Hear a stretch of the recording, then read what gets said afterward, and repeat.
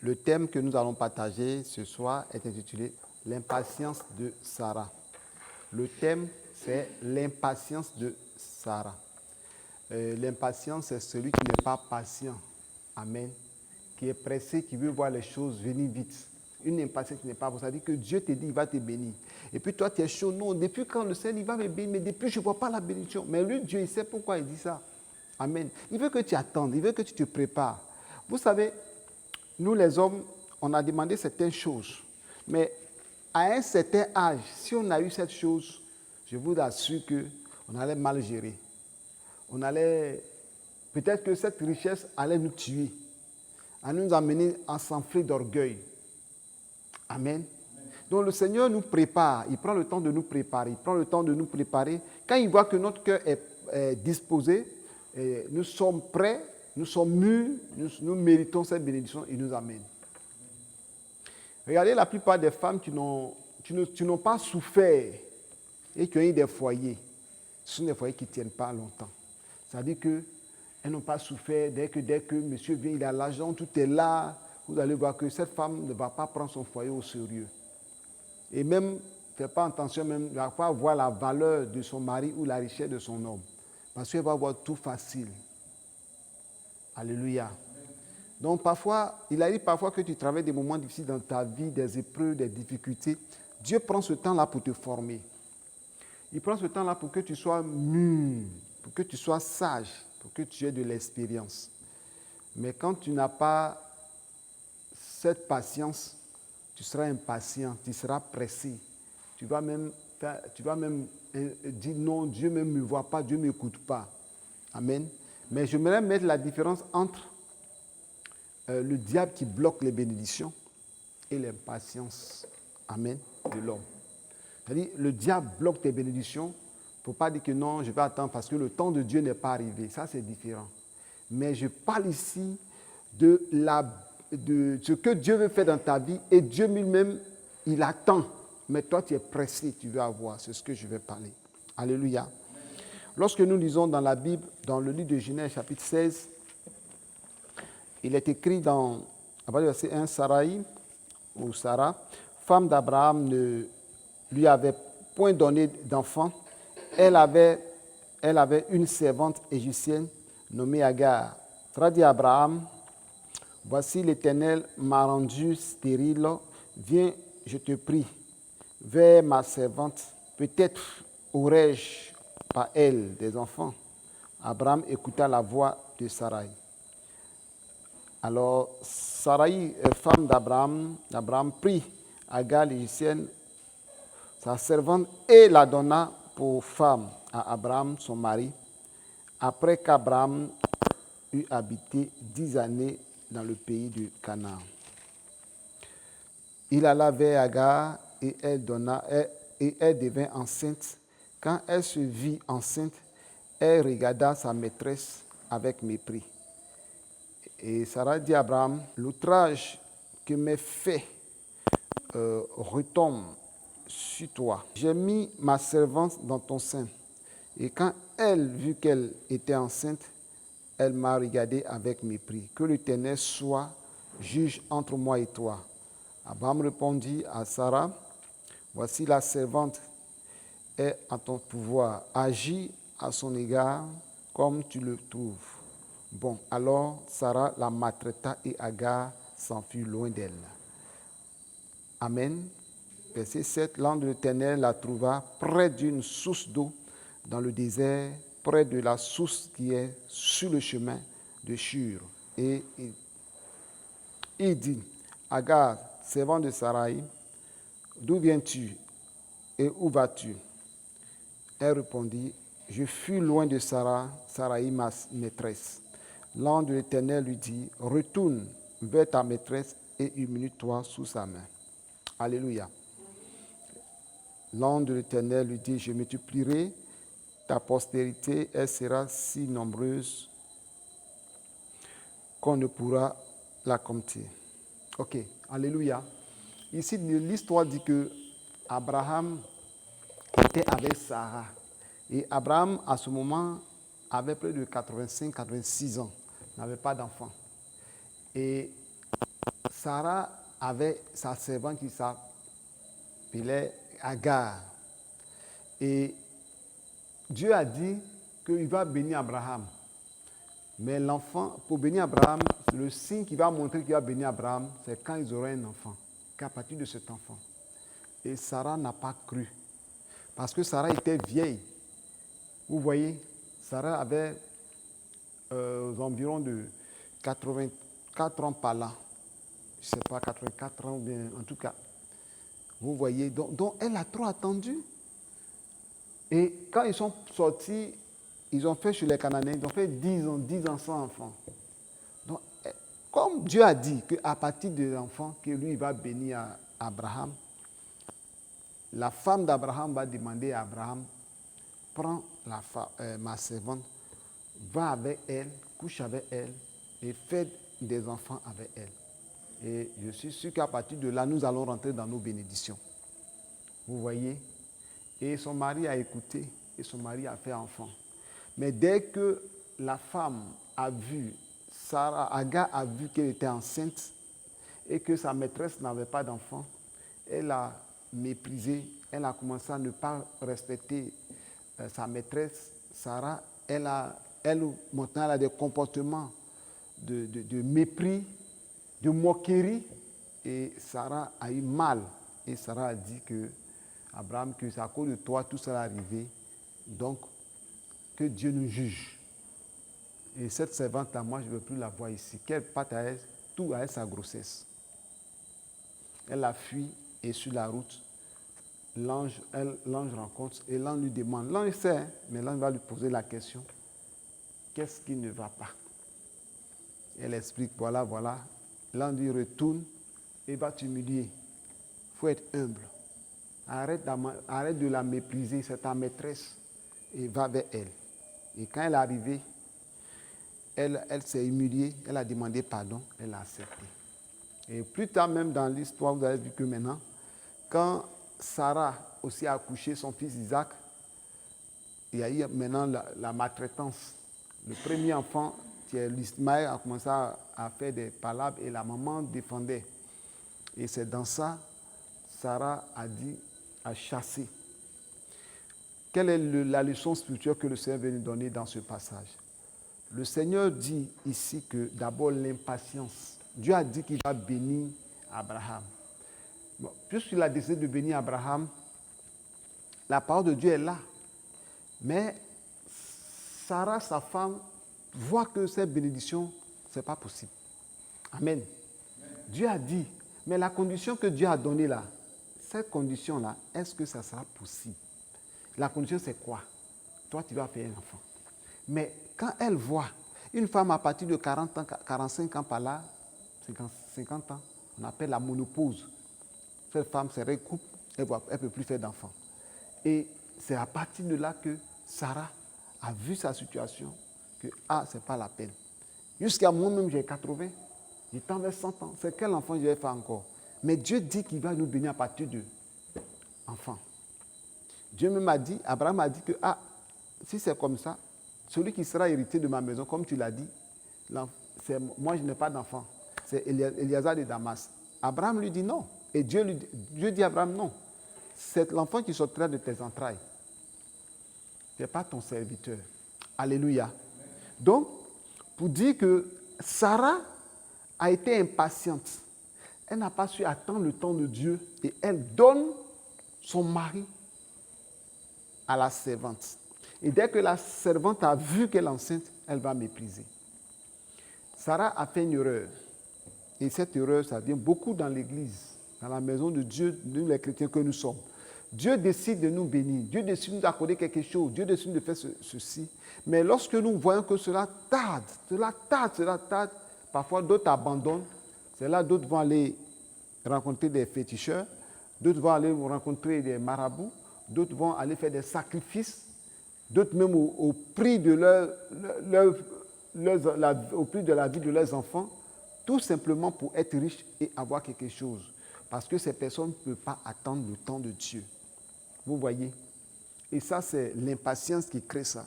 L'impatience, Sarah n'est pas de notre époque. Si elle était une femme féticheuse, idolâtre, peut-être qu'elle allait peut-être faire quelque chose de grave. Vous comprenez? Elle pouvait abandonner la voie du Dieu d'Abraham, son mari, et aller chercher quelque chose là-bas pour dire que moi, je vais faire ça pour avoir un enfant. Vous voyez? Mais elle croit à son mari, mais n'a pas cru à la parole de Dieu. Amen. Parce que quelqu'un qui te dit, Dieu nous a dit de quitter la maison de mon père, ma patrie, la maison de famille, de tout cela, d'aller dans un pays que nous, on ne connaît pas, et puis femme là prend bagage pour suivre, c'est qu'elle a cru à son mari, elle a cru au Dieu d'Abraham. Mais quelque part, cette situation qui s'est présentée, elle a eu des doutes au Dieu d'Abraham. Et Dieu, dans sa grâce, plus tard lui a donné un enfant. Mais le message que je voulais livrer ici, le premier message que je voulais vous livrer, c'est l'impatience. Soyez impatient dans la maison de Dieu. Quelle que soit la situation qui arrive, il ne faut pas qu'on soit pressé. Amen. Parce que notre impatience nous amène à faire des erreurs. Elle était impatiente. Elle a commis une erreur grave. Et cette erreur-là, ça jusqu'à aujourd'hui parce qu'à la suite, l'ange a dit que cet enfant qui va naître sera un âne sauvage. L'âne sauvage qui sera toujours posté en face, qui va s'opposer toujours à ses frères. Ce sont les musulmans. Vous voyez qu'eux, ils sont toujours en opposition. Ils sont toujours en guerre. Ils sont toujours dans les terroristes. Ils sont toujours là pour attaquer. C'est la faute à Sarah. Vous voyez, le péché a des conséquences qui vont de génération en génération. Ça peut jusqu'à 1000 générations. Vous comprenez? Donc, il faudrait que dans la maison de Dieu, si Dieu nous a donné une parole, une prophétie, il faut qu'on prie pour que cette prophétie se réalise, qu'on ne soit pas pressé. Et souvent, des gens voient la situation, ils se disent que, mais est-ce que ça peut être possible? Je me souviens d'une année, il y avait un serviteur de Dieu qui était quitté dans mon village, et puis j'avais commencé à faire ma cellule à l'Hôtel Ivoire, et c'était mes débuts de ministère, j'étais très jeune. À l'époque, j'avais 26 ans, 27 ans. 27 ans par là. Et je servais Dieu avec zèle.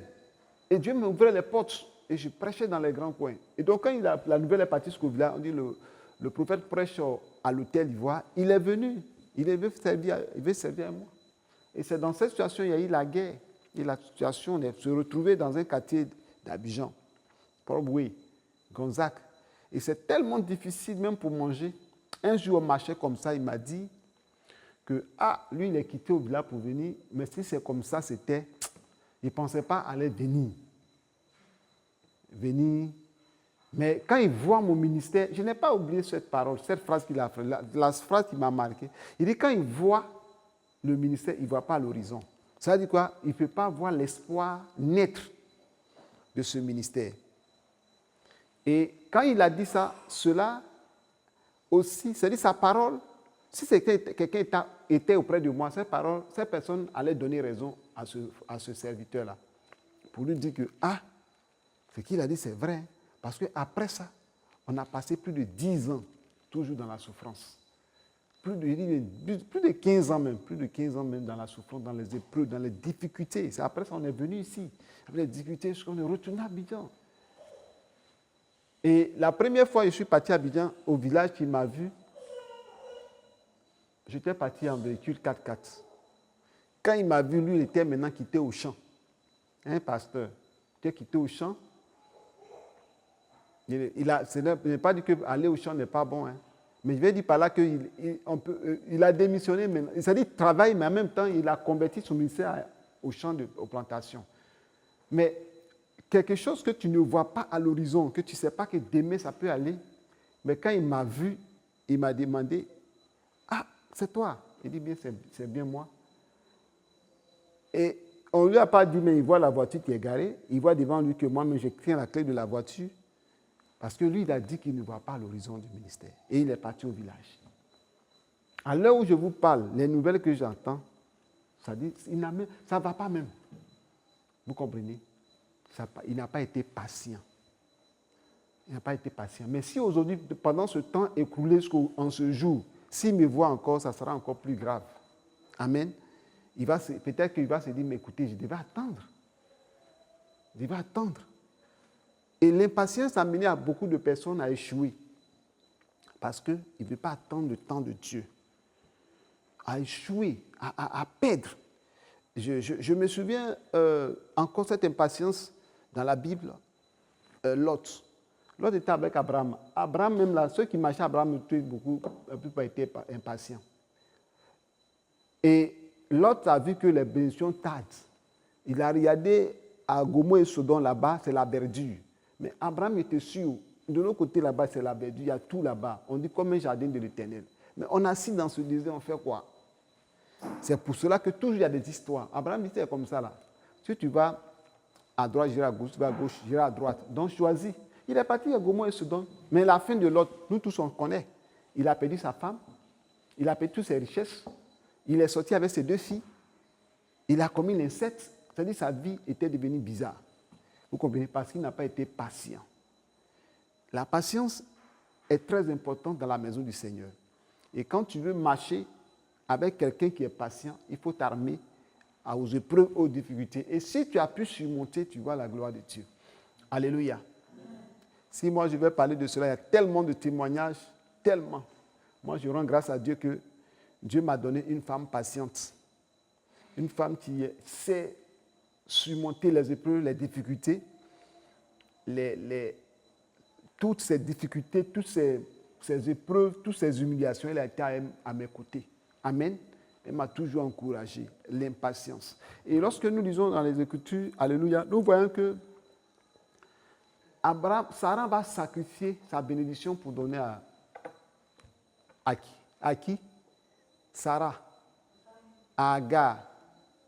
Ça dit que ce qui devait lui revenir, tellement qu'elle-même veut, elle a dit non, prends, fais, et puis nous allons, à partir de toi, on va jouir. Voici ce qui arrive souvent dans nos vies. Amen.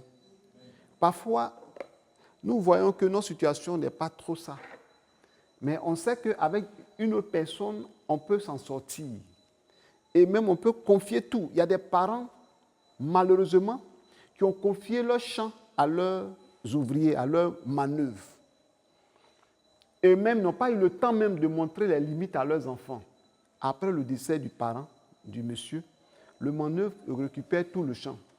Parce qu'aucun enfant ne connaît les limites. C'est lui qui connaît les limites. Et souvent, il y a des amis comme ça qui ont eu même aller acheter des maisons sans dire à leur femme et aller à leurs amis. Après le décès, l'ami a récupéré la maison. Et lorsqu'on va vers l'ami, il dit que non, il m'a donné. C'est mon ami, il m'a donné. Mais il n'est plus là. Qu'est-ce qu'il prouve qu'il t'a donné? Souvent des procès sur procès. Ce sont des mauvais amis. Ce sont des Agar. Vous voyez, Agar, ta maîtresse t'a donné son mari. Son mari. C'est-à-dire que tu couches avec son mari. Elle-même a donné l'autorisation. Si Abraham n'allait pas le faire. Et c'est tellement qu'ils ont discuté. Abraham a dit non, ce n'est pas bien. Non, Dieu a fait. Il dit non, il faut le faire. C'est moi-même. C'est ma servante, je l'aime. Elle est avec nous. De toute façon, je la vois là, elle a un bon. Mais dès lors que Abraham a couché, elle est tombée enceinte, elle a eu le mépris. Elle ne considère plus sa maîtresse. Vous comprenez? Le mépris. Et c'est beaucoup fréquent dans nos vies, où parfois, nous les hommes de Dieu, on rencontre ça beaucoup, où parfois tu peux prier pour des personnes, avec des jeunes prières, prier dans les maisons, tu jeûnes, tu pries. Dès que Dieu bénit la personne te méprise. La personne ne se dit pas que, si aujourd'hui je suis qui je suis, c'est à cause de la prière de l'homme de Dieu, à cause de la parole qu'il a libérée sur ma vie. Et voici qui je suis maintenant. Mais quand cela arrive, les gens méprisent, les gens ne considèrent pas. Parce que Abraham, sinon que Agar voyait Sarah comme une stérile. Une femme stérile, une femme à rien. Je connais ton mari, on a même mari. Moi, je peux être ta servante. Maintenant, quand Sarah envoie Agar va plus. Ou si elle va partir à cause d'Abraham qui est assis là, elle va commencer à murmurer. Elle va traîner les pas. Elle avait mal. Elle a maudit. Elle a maudite. Elle a chassé. Vous comprenez? Mais comme Dieu, à cause d'Abraham, Dieu va ramener encore. Il dit, va t'abaisser. Humilie-toi. Et sois auprès d'elle. Elle est revenue. Vous savez que le pardon a une puissance. Le fait qu'elle est venue, peut-être elle s'est mise en genoux, elle a commencé à pleurer. Elle a eu compassion. Mais après, le même comportement est sorti. Vous voyez? Et ce comportement existe beaucoup. Il y a des parents qui ont scolarisé les enfants de leurs frères. Il y a des personnes qui ont scolarisé les enfants de leurs cousins, de leurs cousines. Il y a des hommes qui ont fait tout, etc. Mais lorsque l'enfant a réussi, tu vois, même là, le parent même ne s'occupe même pas de ses propres enfants. Il sacrifie son argent, il sacrifie son temps, il sacrifie ses biens aux enfants de ses tantes, aux enfants de ses oncles, aux enfants de ses, etc. Vous comprenez? Ou l'oncle même sacrifie son argent, ses biens pour les enfants de sa sœur, etc. Mais après que ces enfants ont réussi, souvent la fin de ce monsieur est misérable. Ces enfants sont négligés. Moi, je connais ça plein. Sont négligés. Et croyant qu'après, quand les enfants réussissent, ils ne connaissent plus la route de leur oncle ou bien leur tonton, etc. Et ce monsieur a le regret, le remords de sa vie de ne pas pouvoir s'occuper de ses propres enfants. Ça, ce sont des Agars. Alléluia. Ces Agars sont dans l'église qui, après des moments de prière, moi j'ai connu ici, assez ici, des personnes à qui tu as prié, même tu as eu même des situations compliquées, ou même tu peux passer par la mort. Mais dès que la situation, les portes sont ouvertes, automatiquement on te méprise parce qu'on dit que tu es pauvre. Tu n'avances pas. Je connais un homme de Dieu à qui je partais l'aider dans son ministère. Quand il voyage, il va en jeûne, c'est moi qui tiens son ministère, son église, un prophète. Je priais, je donne des conseils, j'encadre les âmes. Quand il a un souci, il vient jusqu'à assez ici, je priais pour lui. Et il repartait, en tout cas, ça va bien. Mais à un moment donné, Dieu lui a fait grâce d'avoir des ouvertures. Il a commencé à voyager. Dieu a commencé à bénir son ministère. Je me souviens un jour, il m'a appelé, ce qui était assez ici, je suis parti là-bas. Soit disant que Dieu lui a parlé de ne pas sortir. Je dis, le monsieur m'a fait, je suis parti, je me suis assis, il ne m'a pas reçu. Et après, il dit à sa femme que, à ma femme, bien sûr, sa femme dit à ma femme, bien sûr, que mon mari, tu sais pourquoi mon mari ne veut plus marcher avec ton mari? Hein, le prophète, c'est parce que lui, il n'avance pas. Moi, je n'avance pas, ma vie ne bouge pas. Donc, je tourne en rond. Donc, il ne peut plus marcher avec moi maintenant. Il a une autre classe de personnes à qui il marche. Ça, ce sont les Agars. Alléluia. Est-ce que vous comprenez le message? Ce sont des Agars. Des personnes à qui tu t'es sacrifié et que ça va naître. Et au moment de venir vers toi, ils trouvent que toi, ça ne va plus sur toi. Il ne peut rien faire parce que tu ne mérites pas. Amen. Mais regardez Pharaon. Ce que Pharaon a fait de Joseph. Amen. Est-ce qu'il y a encore des pharaons dans nos églises? Est-ce qu'il y a des pharaons encore dans nos nations? Des personnes qui, dès que Dieu a béni, reconnaissent la source de leur bénédiction. Et ces personnes viennent bénir le Seigneur. Amen. Et voici l'histoire des Agars. Ces Agars qui ne sont même pas reconnaissantes. Ils ne reconnaissent même pas la valeur de ce qu'ils ont eu. Combien de fois jeûne, prière, intercession, conseil, marche comme ça, faut tourner ici, fais ceci, fais cela, marche comme ça, tourne ici, tourne ici, tourne ici. Dès que ça va, on te méprise. Elle avait le mépris de sa maîtresse. Elle ne considère même plus, elle ne respecte même plus parce qu'elle, enfant, ce qu'elle cherche, elle l'a eu. Mais après la suite, entre Agar et puis Sarah, qui a été plus bénie? Amen. Entre Isaac et Ismaël, qui a été plus béni? C'est Isaac. D'Isaac est sorti Jacob. De Jacob est sorti les 12 tribus. Et des 12 tribus est sorti Jésus. Ismaël a eu la richesse matérielle. C'est fini. La richesse matérielle. Quand vous voyez les musulmans, c'est quels musulmans qui prient au nom de Jésus et puis au nom de Mahomet et puis les paralytiques marchent? Quand vous voyez les musulmans, c'est quel musulman qui peut commander et puis il y a le vent? C'est-à-dire, je veux dire par là que les miracles que les hommes de Dieu font, les chrétiens font, les prières qu'on fait, le combat qu'on fait, au nom de Mahomet, cela peut marcher? Ça ne marche pas. Mais allez-y voir l'un des pays les plus riches au monde, dans le Moyen-Orient. On veut parler de Dubaï, on veut parler d'Arabie Saoudite, on veut parler de l'Irak. Ce sont des pays très riches. Ces pays-là, la Syrie, vous voyez le Moyen-Orient, ce sont des pays très riches, mais ils sont en majorité musulmans. Pourquoi? Parce que ce sont des ânes sauvages. Regardez leur comportement. C'est ce que la Bible dit. Ce sont des ânes sauvages, des gens qui tuent, qui font du n'importe quoi, des bêtises. Vous voyez, c'est à ceux-là qui sont des Agar, la descendance d'Agar. Mais la descendance de Sarah est une descendance spirituelle, descendance matérielle, descendance sociale, descendance de gloire, descendance de salut éternel. Alléluia.